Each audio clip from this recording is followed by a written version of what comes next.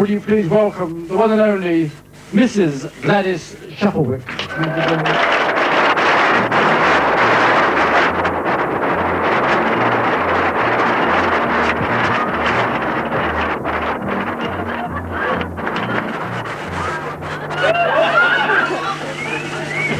Hello, my lovelies.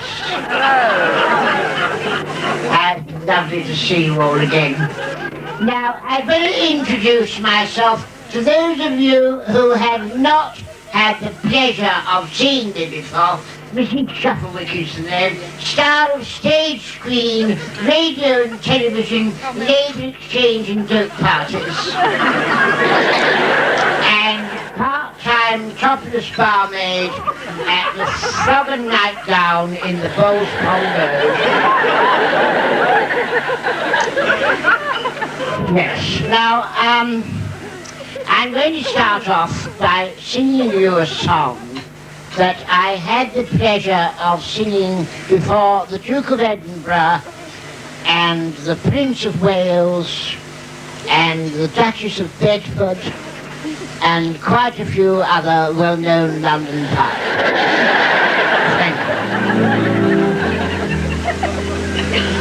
Falling in love again, never wanted to. What am I to do? I can't help it. Look at the fucking dust up there.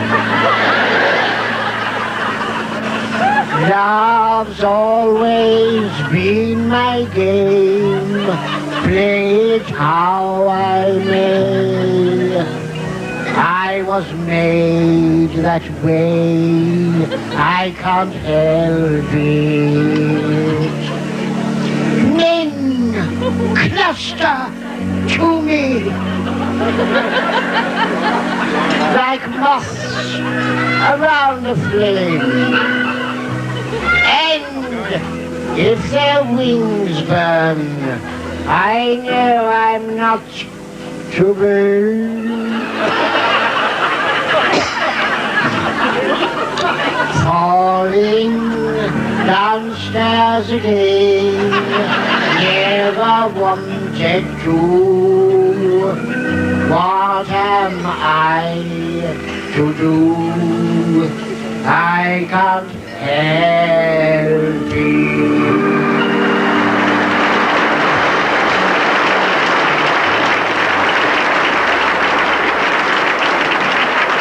Thank you, art lovers. It's shocking, the price of food. Do you know, I went out yesterday morning, now this is without a word of a lie, you know, I bought half a pound of Summer County and a packet of ginger biscuits and 4 bottles of gin. And you know it came to nearly £26. I mean, it's getting ridiculous. I should have to give up the ginger biscuits. And there's one thing I cannot resist, and that's a nice piece of meat. And yesterday morning I was going past this butcher's and I saw a lovely leg of lamb hanging up, and I couldn't resist it. I went in and I said to the man behind the bar, I said, how much is that piece of lamb hanging in your window? So he said, well, I'll have to weigh it for you, madam. And he put it on his scales and he said, that'll be £10.95.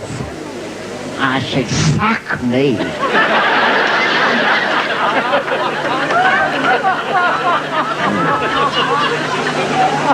More in hope than in anger, you know. So he said, well, it is English, madam. I said, I want to eat it, not talk to the fucking thing.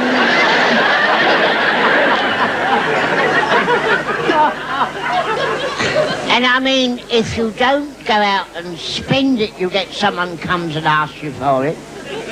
I was sitting in my front room the other morning dusting my coffee service.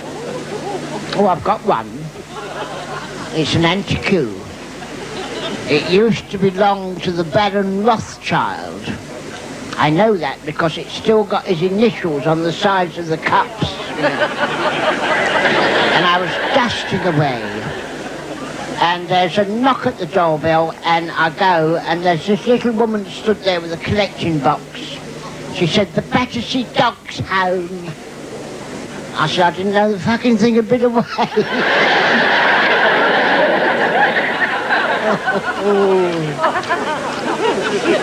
But I wouldn't have given her anything. Not that I've not got anything against dogs, but I was put off them because I tell you for why. I was going along one night and I suddenly felt a bit faint. So I thought I'll go into a public house and have a large brandy and put my head between the governor's legs for 5 minutes, you know, till I feel a bit better. And I was stood at the bar knocking back this brandy, and all of a sudden I looked down, and in front of the fireplace was this large Dalmatian dog lying on its back, licking its private parts.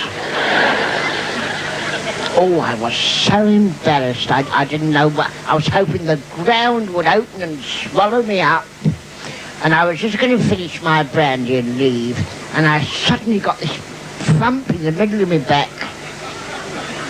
And I turned round, there's a 6-foot Irish fella stood there.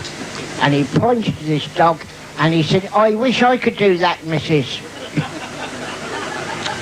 So I said, "Well, if you give it a biscuit, it might let you."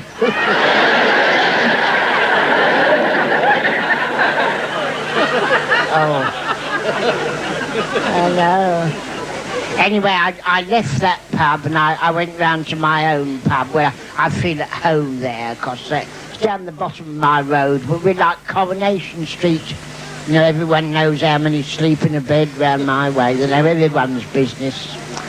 And I was sipping the Guinness, and a friend of mine came in. I hadn't seen her for about 6 months. She come in, and I thought she was walking funny. And when I looked down, she got all her legs bandaged up with this creepy bandage. You know what I mean? All done up. I said, "What the I said, "Whatever's happened to you?" And she said, "I blame it on the sponge puddings." I said, "What the fuck are you talking about, sponge puddings?" She said, "Well, I had a tin yesterday, and on the lid it said, 'Pierce lid and stand in boiling water for 20 minutes.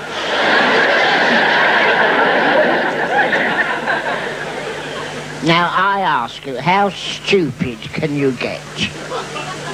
I mean, 10 minutes would have been enough, wouldn't it?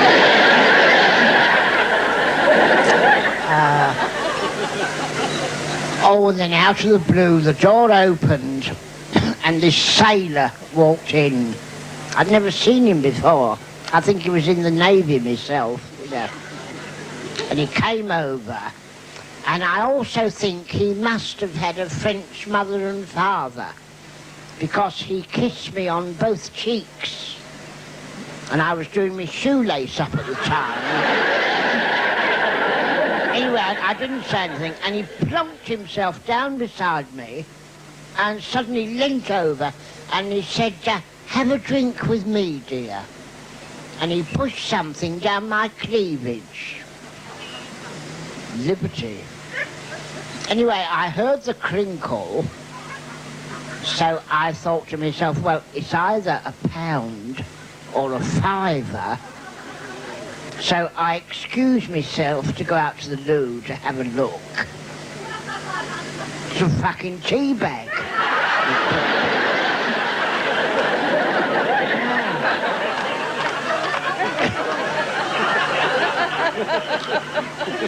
Anyway, I didn't say anything. I went back. And he was as good as gold after that. He kept buying me large gins. And I kept drinking them. Because I'm not just a pretty face. And he was on pints of rum and black. And then we went on to Guinnesses. I had about 24 of those. And what did I have then? Oh, I had a baby sham with a toffee apple in it. And then I had a barley wine. I remember that going down and coming back. And then he would make me have this glass of Advocate, which I cannot get on with. I don't know what they do with the cats afterwards, but oh. I had to go outside for a bit. I didn't get it. And when I came back in, do you know that little monkey? He'd lined up 2 large drambuies and a fish cake each. Yes. I think it was that fish cake that upset me. And things didn't get any worse, they got better. I mean, they didn't get better, they got worse. We came out of that pub, well, I say came out, we was asked to leave. We came out of there and he showed me up something rotten.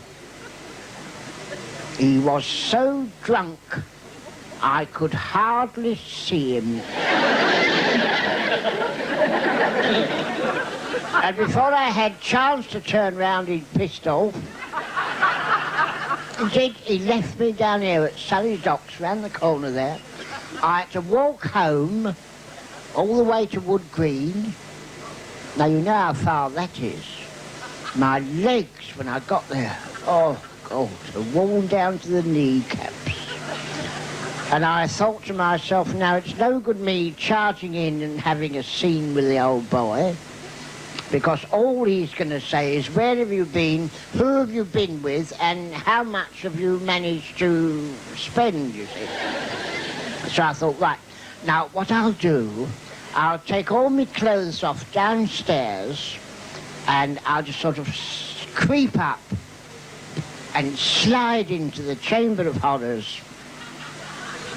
And if he says anything, I shall say I was watching the telly and I nodded off. So I got to my turning, I took all my clothes and got a stitch on, all in a bundle under my arm, and I was up the staircase. Everything in the garden is lovely, not a sound, until I got to the bit where it turns round the bend at the top, and I got the shock of it. I was on top of a 27 bus.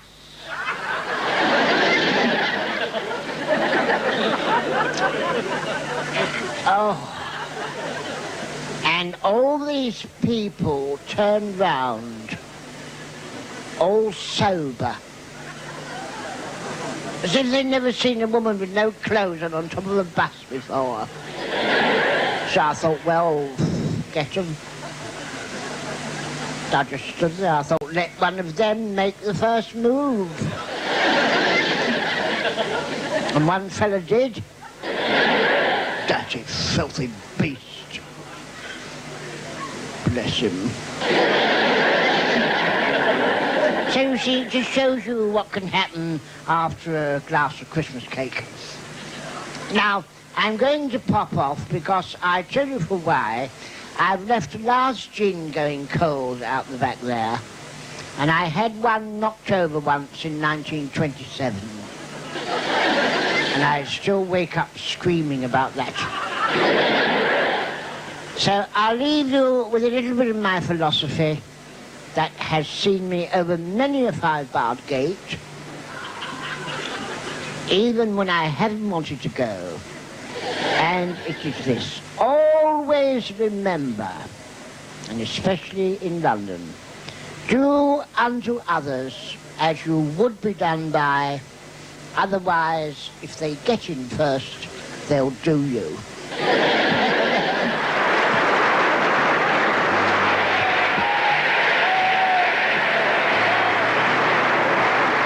Let's hear for our lovely Mrs Shufflewick. Correct, beautiful darling. Mrs Shufflewick, my darlings. Beautiful, sweetheart. Can I have a very big hand for Mr Dave Cooper?